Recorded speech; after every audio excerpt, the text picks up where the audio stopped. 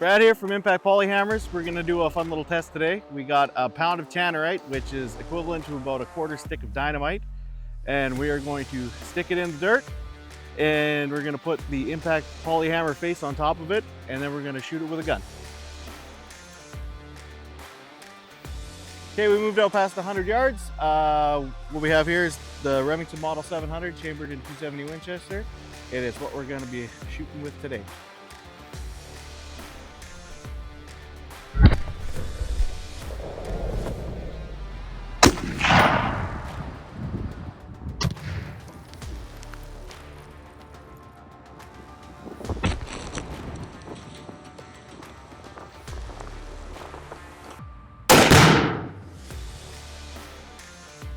Woo! All right, we're gonna go check out the hammer now.